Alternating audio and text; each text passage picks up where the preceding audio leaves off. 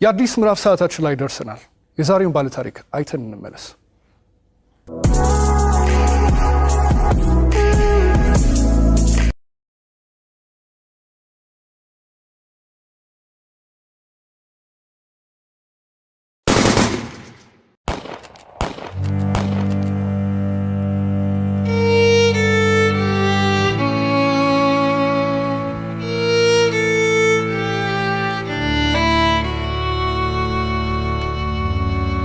ስሜ ብርቱካን እባላለሁ። ተወልጄ ያደኩት ስናን ወረዳ ነው። ከእናትና ከአባቴ የመጀመሪያ ልጅ እኔ ነኝ። እኔን እንደወለዱ ነው አጋጣሚ አባቴም ወደ መንትን ያለ የተሰደደው። እናቴ በህይወት ያረፈችው በወሊድ ምክንያት ነው። ከዚያ በኋላ ምንድነው የተደረገው? አያቴ ጋር እንዳድግ ቆየው። ከአያቴ ጋር እየኖርኩ ያለ 8 አመት ሲሞላኝ ትንሽ እሷንም ይቸግራታል። እባካችሁ ልጅትን ለሰው ልስጥ እና ፈልጉልኝ ምናምን ትላቸዋለች እሷ ማለት ነው አያቴ አሉ። በ8 አመት ያስወጥተው ወሰዱኝ። ከዚያ እሱ የሁለት ልጆች አባት ነው፣ አንድ ሴትና የአንድ ወንድ እና እነሱን እያሳደኩኝ ልብስ የምሳጥብ የልጆችን ማለት ነው ካልሲ ያጥባለሁ፣ ወጥ እንድሰራ ሙያ እንድለማመድ እነሱ እያበረታታችኝ ሴትዮዋ ኢቭን በዓላት ራሱ ሲኖር ማንኛውንም ነገር ሲኖር ለልጆቹ ልብስ ሰርፕራይዝ ይገዛላቸዋል አውደ አመት ምናምን ሲመጣ። እኔ ደግሞ ሴትዮዋ ከምትለብሰው ልብስ ተቀድና ጣጣጣፋ ጥንጥዬ ነበርኩ። እንትን ብላ በመኪና እንኳን አይሰፋም፣ እቤት ነበር በመርፌ ተሰፋው ነበር። እሱን ለብሼ ሄዳለሁ።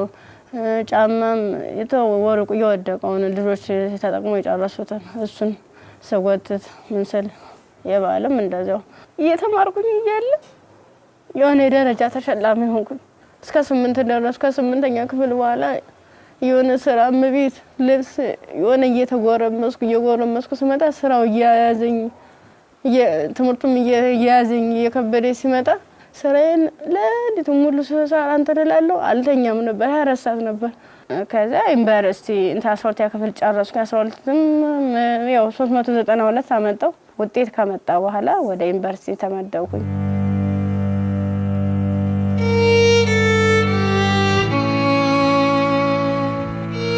ዲፓርትመንት መረጥ በፋርማሲ ስገባ በቃ እነሱ ራሱን ማበረታታት ጀመሩ። አይዞሽ ኢቭን ደፍተር እስክሪብቶም የሃንዳውትም ሙሉ ነገሩን እየሸፈኑልኝ ነበር እነሱ ነበሩ ቢሮ ላይ ማለት ነው። አሪፍ ውጤት ነበረኝ። ከዛ መጨረሻ ላይ ልክ 1 አመት ተማር፣ 2ኛ አመትም ተማር። 2ኛ አመት ላይ የተወሰነ ረብሻ ይከሰታል በሰዓቱ ማለት ነው። ረብሻ ሲፈጠር ምንድነው 3 ሰዓት ነው ከሌሊቱ 3 ሰዓት ላይ እኔ አጋጣሚ ከልጆች ጋር እንትን ነበርኩ፣ ላይብራሪ ነበርኩ። እኔ ወደ ውስጥ ስንመለስ ውስጥ ላይ የሆነ ሰው ሲተኩስ ከውጭ ላይ ይቀባበላሉ። ከዛ አረ ምንድነው በዚህ ውጡ በዚህ ወረዱ እንዲ ወንበስ በሉ እንትን ታኙ ተንበልበሉ ምናምን ይሉናል። ከዛ ልክ እየተኛን እየተሳብን እንደባብ እየተሳብን እየሄርን እያለ መጨረሻ ላይ እዚህ ጋር ግቡ በቃ እናምልጥ እንደዚህ ያለን ሰዎች ለካ ውስጥም ውጭ የሚተኩሱ የነበሩት እነሱ ናቸው።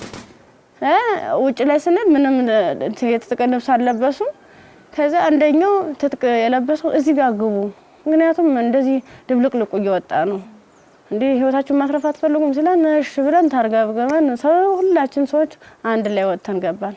አንድ ላይ ገባን። በቃ ፍስፍስ አርገው ይዘው ሄዱ። እየከለሉ ሄዱ። ምንድነው ወደ ጫካው ስንዳረስ ሰውነታቸውን መከለል ጀመሩ። ያ ማለት ምንድነው አይናቸው ብቻ እንድትታይ ነገር ግን ሌላ አካላቸው እንትና ሙሉ ብረት ነገር ነው።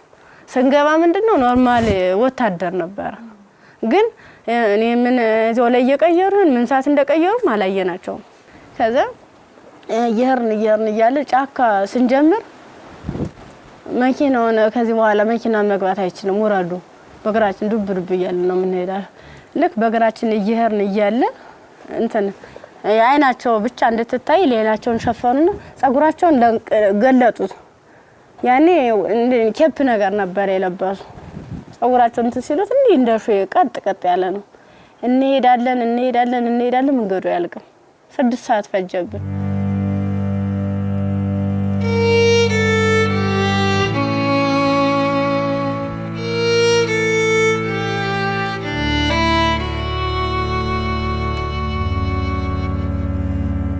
መረስ አይቀርም ስንደርስ ምንም ነገር የለም ቤት የለም ምን የለም በቃ የሆነ ሜዳ ነገር አለ ትክክለኛ እንትን ማለት ነው አረንጓዴ ነገር አለ እዚህ ጋር ስፖርት ስሩ ይሄንን ስልጠና መውሰድ አለባችሁ በዚህ ነው አሁን ያመጣናችሁ ምንድነው እናንተን ፈልገናችሁ ነው በቃ ለትጥቅ ስለፈለግናችሁ ስልጠናዎችን መውሰድ አለባችሁ መማር አለባችሁ ከዛ ሳናቸው ይዋን እያደር ትንፍስ እንዳትሉ እና ዳቦ ሲሰጡ እንደ ዳቦ ነው እንደ ንስ ይያሉ ነው እንደዚህ የሚወረወሩልን ማለት ነው አይጠጉንም ሁሉ ከዛ ይወረወሩልን እያነሳን እንበላለን ያው ሆድ አይደለም ይርበናል ምን ጠጣው ውሃ ስናጣ ደግሞ በለበስነው ልብስ እየዘፈዘፍን ምንጭ ነገር እናገኛለን ወራጇ ዝም ብሎ ቆሻሻ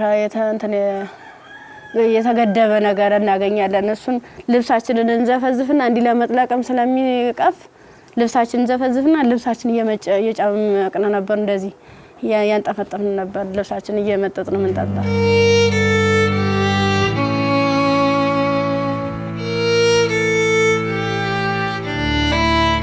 አመት ከ6 ወር ከሞላ በኋላ በቃ ስራችንን እንጀምር ይለዋል አንደኛው ማለት ነው ስራችንን እንጀምር ፕሮሰሱ አልቋል ያቀርነው ጊዜም እስከዚህ ነበር ምን ፈልገውን ነገርም ተሳክቶልናል አሁን ደግሞ እንቅስቃሴ እንጀምር ዳይ ምናምን አሉና መጀመሪያ ላይ ልብስ ነው አውልቆ የታዋን ሙሉ ልብሳችን እና አውልቀን ነው እንግዲህ እንደንተን ሶስቶቹ አራቶቹ ተሄዱ በኋላ እኔ አምስተኛ ላይ ነበርኩ በአምስተኛው ሰዓት ላይ ምንድነው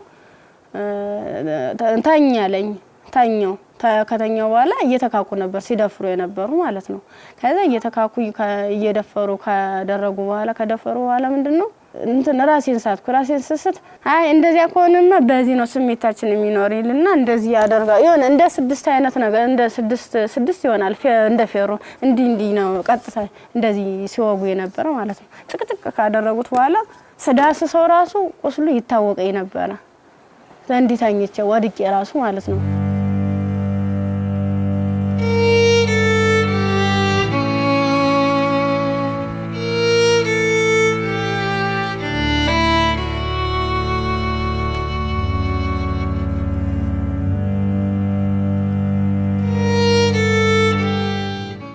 ካንገተ በላይ ደግሞ እንትን በምንድነው ጭንቅላቴ ነው ሁለት ሲመታኝ የኛው ተከፈተ ጭንቅላቴ ማለት ነው እንደዚህ ያድርገዋል ማለት ነው ሌላስ ምን ይሻላል ከዛ የሆነ ሚንትን የሚልም ነገር አለ ቢላ ማለት ነው በሱ ይፈቀፍቀዋል ጻጉሬን ማለት ነው ሲፈቀፍቅ እየደማ ነበር በዚህ ሚተለትላሉ እንደምላጭ አይነት ነገር ይዘዋል የሁሉ ትልትል ነው ይሄን ማህፀኔ ከተጨቀጨቀ በኋላ ምን ማለስታውስ ሜትታል ምን ሆነ ግን ምንድነው በስድስተኛ ቀና በየንተሰል ምንም ነገር የለም ከጎኔም ረሳለ ከጎኔም ልጅ ተርትላለች በቃ ከሷ የተሻልኩ ስለሆነ የለበስኩትን አረቄን ልብስ ሙሉ ጫርጊያው ልቄ እንትን አሰርኩት ተንትኑ ጋር አጣብቂያ አስሬ እየጎተትኩ ያ ማለት ምንድነው እኔ ሙሉ አካል ስላለኝ ነው ያንስ አድርጌ ነበር እየጎተትኩ ይተላቀስ ርያል በቃ አርቃንሽን ሆነሽ በጣም ነው የሚያሳዝነው ቁምጣ ነበረችኝ ቁምጣዬን ደግሞ ያላስለብሰኝ ያለ ቁስሉ ማለት ነው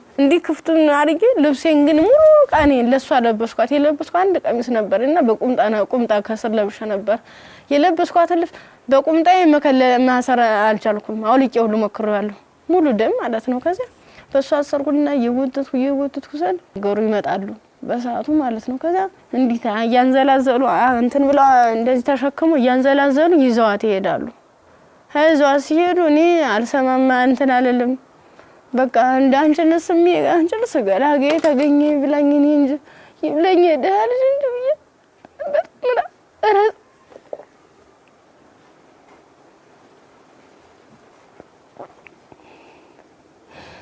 ይብለኝ እኔ እንጂ ብዬ ያርኩኝ ከዛ ያርኩኝ አላቋርኩኝ ሀገሩን እንዳልጠየቅ ምኑን ልጠይቃቸው በቃ ውስጥ የተጨነቀው ሁሉ መጨረሻ ላይ ጫካውን ስጨርስ ከተማ አገኘሁ ከዛ አባቴ እኔ ምን ዩኒቨርሲቲ ተማሪ ነበርኩኝና ልብሴን አጋጣሚ ልብስ ለብሼ እጅ ሌባ ወስዶብኝ ነው እስኪ ማከ ገዛልኝ አልኩት ስለው 50 ብር ሚላ ሰናገኝ ከሱ ላይ 50 ብር ከፍሎ ልክ አንድ ዝም ብሎ ጥቁር በጥቁር አይነት ነገር ነው እሷን አለበሰኝና በቃ ልጅሽ ሊሊ ብሎ ዩኒቨርሲቲ ይዞ ሲሄድ ቀጥታ ዳይሬክተሩ ቢሮ ነው የገባሁት።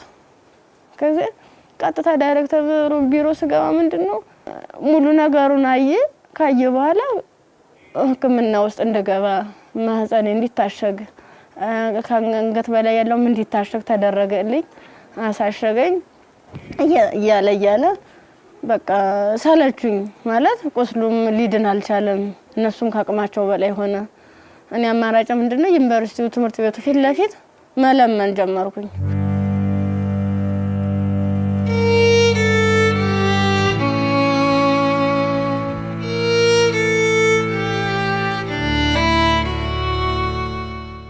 እንደ ኢንፌክሽን ፈጥሯል መሰለኝ ብዙ ቀን ስለቆየው 6 ቀን ማለት ቀላል አይደለም። ያን እየቆራረጡ እያወጡ እያስተካከሉ እያጠቡ ምን ሲሉ መጨረሻ የልብም ከዝ እንዳለብኝ የታወቀም እዚያ ነው። ልክ በራሳቸው መኪና ነው ወስደውኝ አምጥተው እዚህ ጣሉኝ አዲስ አበባ ማለት ነው። ከዛ አዲስ አበባ ሲጥሉኝ ምንድነው ወዴት ልሂድ በቃ ህይወት መስቀልቅል ላለብኝ እብድ ሆንኩኝ አበርኩኝ። ከጊዮርጊስ ወደ ማርያም ሄድኩኝ። የማርያም ቀን ነው ልሂድ እስኪ ምናምን ብዬ ሰው በሚሄድበት እየተከተልኩ እዛ ስል ቅድስት ማርያም ይላል እዚያ ቁጭ ብዬ እየለመንኩኝ ታገኘኛለችና ብር ተሰጠኛለች 50 ብር ተሰጠች። በኋላ ምን ፈልገሽ ነው ምናምን አይዞሽ ምናምን አለችኝ። እኔ እኮ እንደዚህ ተማሪ ነኝ እና በዚህ ረብሻ ምክንያት ነው እንደዚህ ተፈጠረው። እንዴት ላድርግ እንዴት ልሂድ ብለሽ አልኳት። የት ልሂድ ብለሽ ስላት አይ እንደዚህማ ከሆነ ከኒልክ እንትን ጤና ጣቢያ እንወሰደሽ ብሎ ጤና ጣቢያ ሲሄድ የምጥ መርፌ ሰጡ እስቲሽ አደረጉ። ከተወለደ በኋላ በጣም ራበኝ። በቃ ምኑን ላጥበው ማጣው ሳጣ ሲርበኝ ማዘር ተሬዛ ጋር መጣሁኝ። ምን ላድርግ አልኳት። በቃ ጨለመብኝ እባክሽ አስገብኝ ስላት ከጎንሽ አለን ብላ መድኃኒቶቹንም ያንዳንዱ የህክምና ክትትሎችን እያደረጉልኝ ውስጥ ላይ ከነሱ አቅም በላይ የሆነውን ሪፈራል ተጻፈልኝ። በረንዳ ላይ የነበርኩት ወደ ቤት እየተቀየረ ሰው ቤት ማደር ጀመርኩ። እያልኩኝ በእነሱ ጥረት በእነሱ ጥንካሬ በማዘር ተሬዛ ማለት ነው ለልጁም ሆነ ለኔ ህክምና ወጪዎችን ያንዳንዷን እየሸፈነች እሷ እንደ እናት ሆና እየመከረችኝ ያጽናናችኝ እንባዬን እያበሰችኝ ነበር። አንድ እሷ ናት።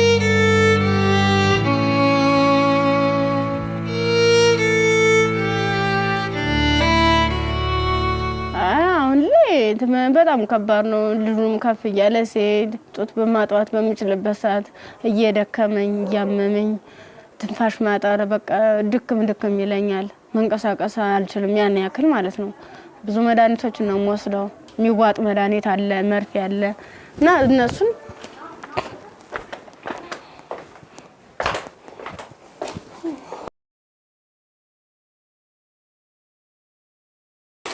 እነዚህ ነው መድኃኒት እየወሰድኩ ያለ በቃ እነዚህ የሚዋጥ መድኃኒት አለኝ መርፌ አለኝ። ይሄን ነገር ነው እየወሰድኩ ያለው እና ይሄን መድኃኒት ስወስድ ደግሞ ለኔ የሆነ ማለት ምግብ ያስፈልገኛል። ምበላው መጠጣው የለም መታየት ነው። ደረቅ ኮቸሮ ነው። አሁን ቅድም እንደውም ሳዘጋጅ ነበር ኮቸሮ እዚህ አለ ዘፍዝፌ ነው የነው ያለው። አሁን የራስ ብሏል። የዘፍዝፌው ስለቆየው ቅድም ነው እናንተ ቀረጻ ያዘጋጃችሁ ያለ የዘፍዘፍ ማለት ነው። የዘፍዝፍ ካለ በኋላ ለልጅ ምንድነው ፍትፍት አድርጌ እኔ የምበላታለሁ እሱም የሚበላት ይችል ነው እና ሙዝ ምናምን እገዛለታለሁ። ብስኩት መጠለያ ያስፈልገኛል። አሁን ያለበት ቤት ስፖንሰር አንድ ወር ከፍሎልኝ ነው ሄደ። ሌላውን ግን እየለመንኩ ነው ውጭ ላይ ማለት ነው። የሆነ ነገር ይሁን የልጅውን ወደ 3 ወር አለፈው ሰው እንድንቆጣጣው ማለት ነው። መታጠቢያ ሳፋ የለም ብቻ ቃላት የለኝም። በቃ ይድረሱልኝ ምን አንድም በቃ ወደ ፊትስ ምን አይነት ህይወት ነው የሚኖረው? ምንድነው ማደርገው? ለምን ነገር በጣም እየራበኝ ነው። በቃ ራበኝ አልቻልኩም።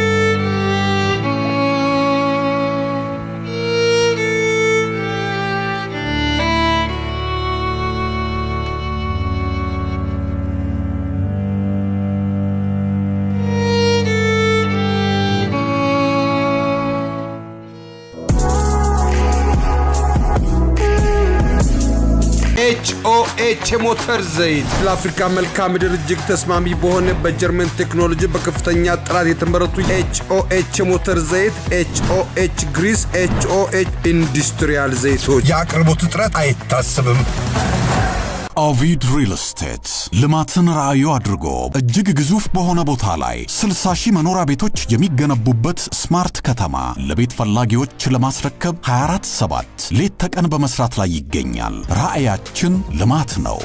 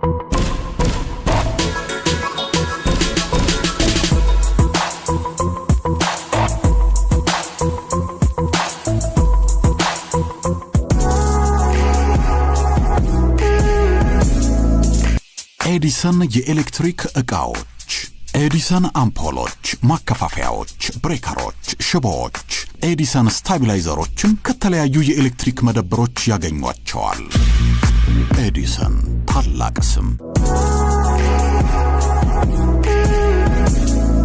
የብርቱካንን ታሪክ ነበር አይተን የተመለስነው ከዚህ ቀደም ብዙ አይነት እንደዚህ አይነት ታሪኮች ተሰርተዋል ግን ይሄ እውነት ከኢትዮጵያዊነት የወጣ ፍጹም ኢትዮጵያ ውስጥ ይሄ ነገር ሲያጋጥማል ወይ ብለን እንድናስብ ራሳችንን እንድንጠይቅ የት ነው ያለነው የቱ ጋር ደርሰናል ብለን ያየንበትም ታሪክ ነው ብርቱካን በጣም ተስፋ የነበራት ለዓላማዋ ታግላ እዚህ ጋር የደረሰች ጎበዝ ጠንካራ ወጣት ተማሪ ነበረች ከዛ በኋላ ግን የመጣባት ነገር የሚያሳዝን ነው የመጣባትን ነገር መቋቋም ባልቻለችበት ሁኔታ ላይ ደግሞ ተጨማሪ ነገር ወደ ህይወቷ መጣ ያም ልጇ ነውና ለልጇ ብርቱካን ምን ብላ ይሆን ታሪኳን የምትነግረው ብዬ ሳስብ ነበር በጣም የሚያስጨንቅና የሚረብሽም ጭምር ነው የሷም ህይወት ተበላሸ ስንል እንደገና ደግሞ ህፃን ልጅ ወደዚህ አምጥታለች የዛ ህፃን ልጅ ተስፋውስ ምንድነው ነገስ የሚመለስለት መልስ ምንድነው ይሄ ልጅስ እንዴት አድርጎ ነው አድጎ ሀገርን የሚረከበው ብለን እንድንጠይቅ የሚያደርገንም ይመስለኛል የብርቱካን ታሪክ በጣም ብዙ ሴቶች ላይ ያጋጥማል ግን ደግሞ ይሄኛው ሚዘገንንና ለመስማትም ለጆሮም ለማየትም የሚቀፎ ነው ያገኘሁት ያው ሰው ስትሆኚ ተፈተኛለሽ አንዳንዴ የፈተናም አይነት አለው እንዴት ያለሽ በቃ በርግጥ ላያስችል አይሰጥም ይባላል ግን ደግሞ አንዳንዴ ከመቻል በላይ የሚሆኑ ፈተናዎች አሉና እንደ ኢትዮጵያ እንደ ሀገር ደግሞ ስታስዩ እንደዚህ አይነት ሁኔታ የሚደረግበት ማህበረሰብ ውስጥ ነው እንደ ያለ ነው በምን አይነት ሁኔታ ነው ህይወታችንን እየመራን ያለ ነው የሚለው ራሱ ሌላ ጥያቄ ነውና በጣም ከባድ ነው የብርቱካን ቪዲዮንም ቁጭ በየሳየው እውነት ለመናገር አንደበት የለኝም ከአምሮ በላይ ነው እጅግ በጣም የሚሰቀጥጥና የሚዘገንን ከመሆኑ ብዛት የተነሳ ጭራሽ እንደውም ፊልም ነው እንዴ አክቲንግ ነው እንዴ የሚያስብል ሁላ ምክንያቱም ያው ብዙ ሆረር ፊልሞችን እንሰማለን ግን የእውነት መሬት ላይ የወረደ እንደዚህ በዚህ ልክ የሚሰማ ነውር ሁላ አለ ወይ እስከ ማለትም ድረስ አለና ብርቱካን እንግዲህ ስቱዲዮ ውስጥ ትገኛለች አብረን ቆመን እንቀበላት ኳንደና መጣሽ ብርቱካን አረፈ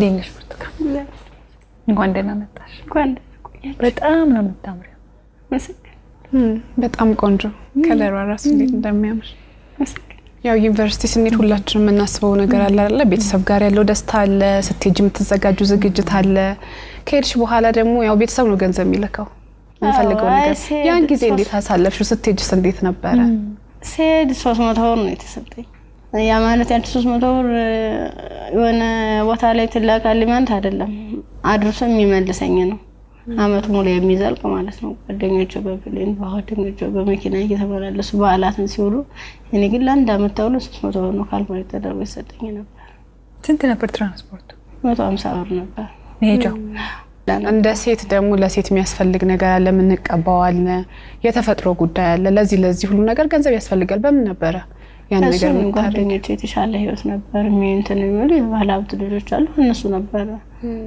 የሻር እያደረጉ እያዋጡ ነገሮችን የሚሸፍኑ ኢቭን ሞዴስ ራሱ ይገዙልኝ ነበር ጓደኞቼ ነበር ከጎን ያሉት ማለት ነው እሺ ከዛ በኋላ ያ ሁሉ ነገር አለፈና ዩኒቨርሲቲ ገባሽ ዩኒቨርሲቲ ገብተሽ ሁለተኛ ዓመት ተማሪ ሆነሽ ነው ይሄ ነገር ያጋጠመሽ እንዴት ነበር እስቲ ጊዜውን አስተውሽ ማለት በጣም ነው የሚከብድ 3 ሰዓት ላይ ልክ ከላይ ወረ 3 ሰዓት ዘጋብኝ መመለስ አልፈልግ እንደ ወጣሁኝና የሆነ ይሮራጣሉ ማለት ነው ሰዎች ስንሄድ በቃ አራ እንደዚህ ተኩስ የተነሳ ማለም ትሄዳላችሁ በቃ በዚህ ሄዱ ነው በዚህና እንትን በሉ እዚያ ካገቡና ሲሉን እኛ በሰዓቱ ተኛን ተቆርቁሮ ነው የመሰለን እኛ እንደዚህ ለማትረፍ ነው ብለን ተንደርድረን ራሳቸው መኪና ገባን የነሱ መኪና ምን እንደሆነ ረብሻ የሚፈጥሩ ሰዎች በመጡበት መኪና አዎ ከፍተ ነው ከኋላ 1 አመት ከ6 ወር ነው እዚያ የቆየነው ጫካ ውስጥ ምንም ነገር ሳይፈጠር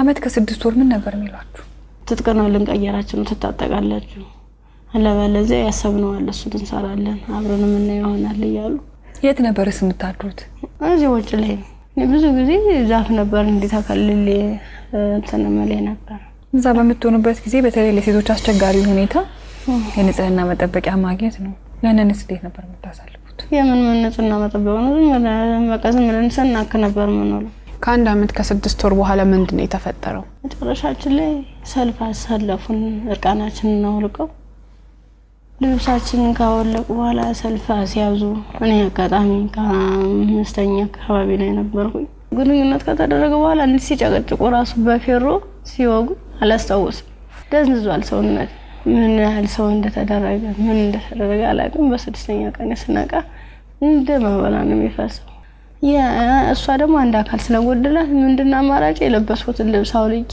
እሷ ነገሮቿን አስሬ ነው ቅፋ እየወተቱ ጀመረ ጀመሩ እንዳላዝላት አልችላትም ከዛ አብረን ነው ምን ሄደው አንጀ ነው ቆጥቼሻለ ድም ስትለኝ እንዲሆነ ነው ሁለት አካል ስንኩል ማን ይቀበለናል አልኳት እንግዲህ ማንም ቢሆን እንደዚህ ደም እየፈሰሰ እንደዚህ ምድሩ ሁሉ ጨልሞብኝ ነገ ወደ የተሻለ ህይወት አገኛለሁ ብዬ ነገ ወደ ጥሩ ቦታ ደርሳለሁ ብዬ አሰብኩት ልጅ በቃ በጨረሻው እንደዚህ ሲያመር እንደዚህ ሲሆን በጣም ካፋኝ በቃ ለሁሉም ማለት ነገ ወደ ስደት ነው የምሆነው ምንድነው ማድረግስ የምችለው ምን አይነት መልኩ ነው ህይወቴንስ መጠገን የምችለው አይዞሽ የሚለኝስ ማንኛው ሰው ነው በቃ አለው እንደዚህ መጨረሻ ላይ ምንድነው ጎዳና ተዳዳሪን ይሆንኩት ጎዳና ነው ወርቄ በቃ እኔ እንጂ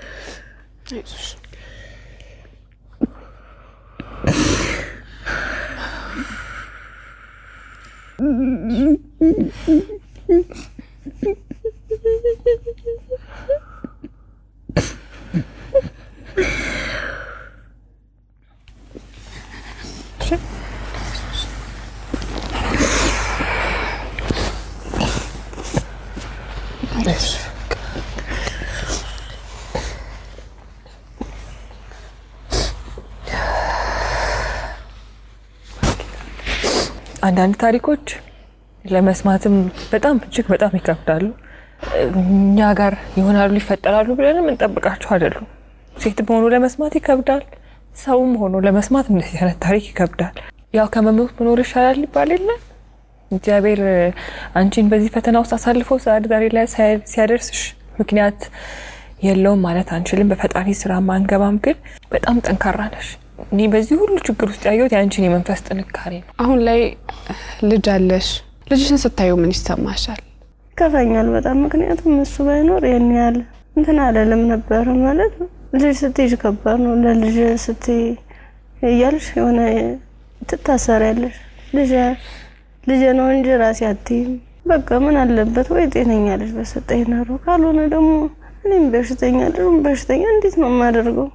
ልጁንስ ለማልቀ ሁለቴ ነው 3 ጊዜ ጥዬው ሁሉ ይጫለው። ከዚያ ውጭ ላይ ተመልሼ እንዲይየሰው ያለ ወደ እኔ ይመጣል። እናፈሩን በበላሁት በቃ አብረን እንሞታታለን። በየሉሽን መቀፋረቂ እንደገና ራሴን ይቅርታ ጠይቄ እንደ ትልቅ ሰው ጥያቄና መልስ በራሴ እየተመለሰ እንደዚህ ማከሆነሽ ለንዶዬ ይሸከፋረቂ ይሽውዳለሁ። ያሳደጉሽ ቤተሰቦችሽ በጠፋሽበት ወቅት ከዛ ሁሉ ነገር ሲሆን ይሄን ሁሉ ታሪክ ያውቃሉ፣ ግን አልቀበልም ያለ። አሁን ላይ ጤናሽ እንዴት ነው? ሕክምና በጣም ያስፈልገኛል። ከሕክምናም በላይ የምክር አገልግሎት ያስፈልገኛል። ነገ ብርቱካን ምን ብታገኝ ትመኛለች? እኔ አሁን የምፈልግ አንድም በጤንነቴን የሚከታተለኝና በቃ ትምህርቴን መማር የምፈልገው ወደፊት በቃ የተሻለ ህይወት መኖር እፈልጋለሁ። ልጅን በጎን አይኑን እያየው እየተጫወትኩ አብሬ እንደ እናት እንዳባት እንደ ወንድም ከጎን ይሆንልኝ። እሱም አድርጎኝ ጠብና እንዳያገኙ ተሻለ ህይወት እንድደርስ ነው የምፈልገው። ዛሬ ወደ አዲስ ምዕራፍ የሚያሸጋግሩሽ ስጦታዎች እኛ እናበረክትልሻለን። እንግዲህ ብርቱካን በጣም ብቻሽን በከባድ ሁኔታ ልጅሽን እያሳደግሽ ነው የምትገኘው። በመሰረታዊነት በመጀመሪያ የሚያስፈልግሽ ደግሞ የቤት ኪራይ ድጋፍ ነው።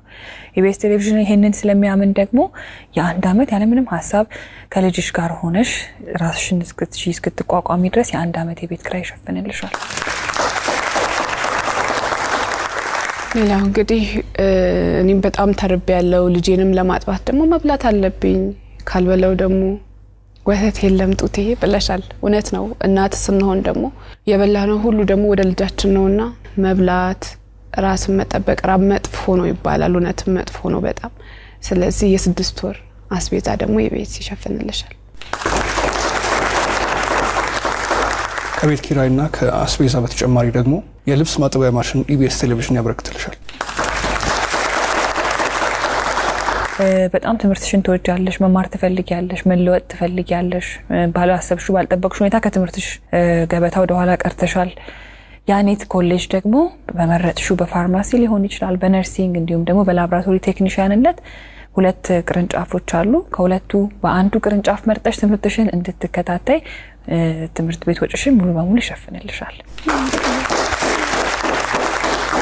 እኛም ህልምሽ ተሳክቶ ስትመረቂ ደግሞ ለመምጣት ያውቃል። አሜን።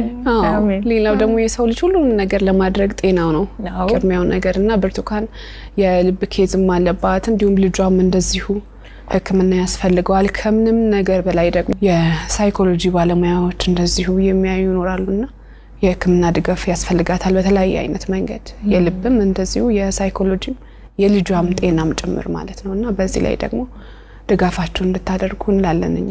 እንዲሁም ደግሞ ሀገር ውስጥም ከሀገር ውጭም ያላችሁ መልካም ደጋግ ኢትዮጵያውያን ይሄን ፕሮግራም የምትከታተሉ እንግዲህ መቼም ዝም እንደማትሉ ፍጹም እምነታችን ነው።